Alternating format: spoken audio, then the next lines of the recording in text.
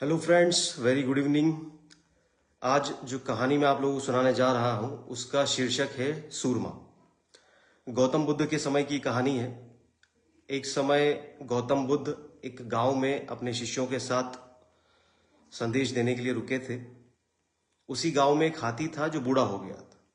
वह हाथी उस राज्य के राजा का बहुत ही प्रिय हाथी था, क्योंकि उस हाथी ने उस राजा का कई युद्धों में साथ दिया था।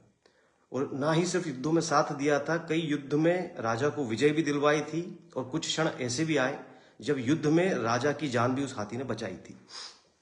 इस कारण से वो राजा का और पूरी राजधानी का सबसे प्रिय हाथी था। अब चूंकि वो बूढ़ा हो चुका था, एक तालाब किनारे वह गया पानी पीने। तालाब में कुछ कीचड़ था और उस कीचड़ में वो फंस गया। उसने काफी प्रयास किए लेकिन उस कीचड़ से वो निकल नहीं पाया।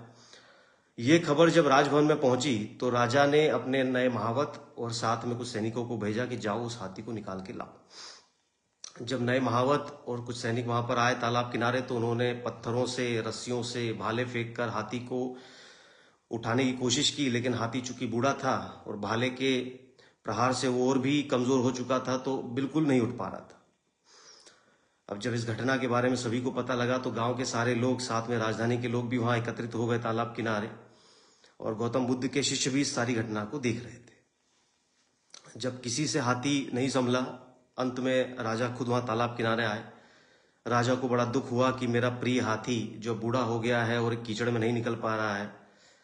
हाथी की भी दुर्दशा ये थी कि उसकी आंखों से आंसू निकल गए थे। वो चाहकर भी उस कीचड़ से निकल नहीं पा रहा था। वो सोच रहा था कि मैं इतना सूरमा था एक समय में, इतने युद्ध में मैंने राजा को विजय दिलाई थी, और आज मेरी हालत देखो, एक छोटे से कीचड़ और छोटे से तालाब से भी मैं बाहर नहीं निकल पा रहा हूं।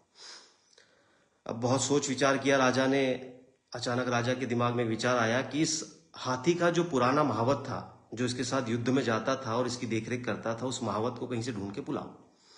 तो राजा के सैनिक गए और कुछ देर के बाद उस हाथी का जो पुराना महावत था उसको बुलाकर लाए।